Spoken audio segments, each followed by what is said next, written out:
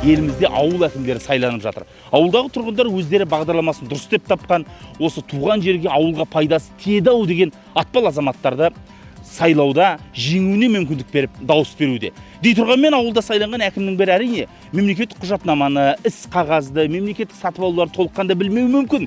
Бірақ халықтың даусына ие болды. Енді ол азаматтарды ары қарай мемлекеттік қызметке бағыттау, барлығын үйрету бұл біздің яки орталық мемлекеттік органдардың міндеті деп білеміз. Сондықтан да әкімдер мектебі жасақталды. Қазір ол жерде 2000-нан астам азамат оқып жатыр. Мінекей осы аптада да біз арнайлап Жарлыкөл ауылдық округіне келдік. Бұл жердегі әкімнің осы әкімдер мектебінде оқу барысында жасаған скринингін, ауылдық жерлердің проблемаларын көрдік. Одан бөлек оның шешудің жолдарында көрсеткен барлық жоба жоспар тұжырымдамаларымен таныстық. Ендеше өзінің аузынан естейік. Дәл осы Жарлыкөлге жақында қандай жағдай жасалатынын. Үкіметтің ақшасы кетіп отыр ма сендерге деген. Аманаттан жаңағы 2,5% кредит алсаң, мен жаңа пекарня салайын деген.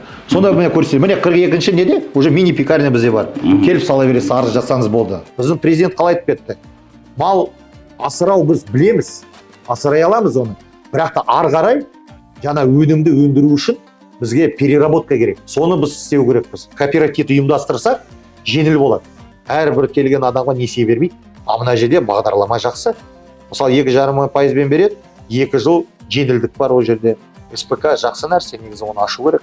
Оны халыққа дұрыстап түсіндіріп жеткізу керекпіз біз бірінші.